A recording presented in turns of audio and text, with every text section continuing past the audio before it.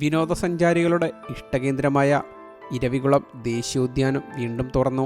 വരയാടുകളുടെ പ്രജനനകാലത്തോടനുബന്ധിച്ച് 2 മാസത്തേക്ക് പാർക്ക് അടച്ചിട്ടിരിക്കുകയായിരുന്നു. മധ്യവേനലവധി ആരംഭിച്ചതോടെ മൂന്നാറിലേക്കെത്തുന്ന സഞ്ചാരികളുടെ എണ്ണത്തിൽ വർധനവ് ഉണ്ടായിട്ടുണ്ട്. ഉദ്യാനം തുറക്കുകകൂടി ചെയ്തതോടെ സഞ്ചാരികളുടെ തിരക്കിനിയും വർദ്ധിക്കുമെന്നാണ് പ്രതീക്ഷിക്കുന്നത്.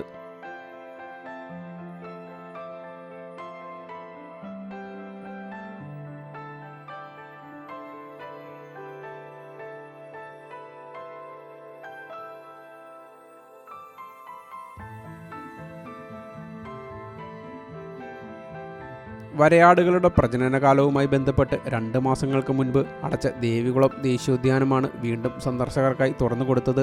രാവിലെ 8 മുതൽ വൈകിട്ട് 4 വരെയാണ് സന്ദർശകർക്കുള്ള പ്രവേശന സമയം.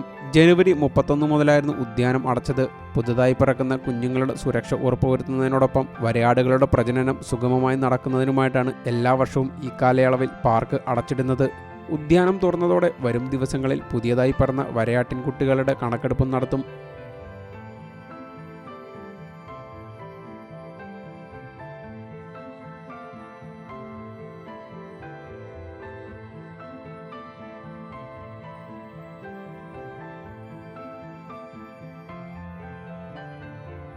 കണക്കെടുപ്പ് പൂർത്തിയാകുന്ന മുറയ്ക്ക് മാത്രമേ പുതിയതായി പിറന്ന വരയാടിൻ കുഞ്ഞുങ്ങളുടെ എണ്ണം സംബന്ധിച്ച് കൃത്യമായ വിവരങ്ങൾ ലഭിക്കുകയുള്ളൂ. കഴിഞ്ഞ വർഷം 125ഓളം വരയാടിൻ കുഞ്ഞുങ്ങൾ പുതിയതായി പിറന്നിരുന്നു.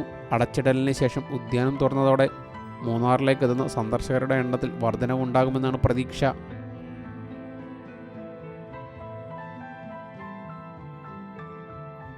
News desk you talk.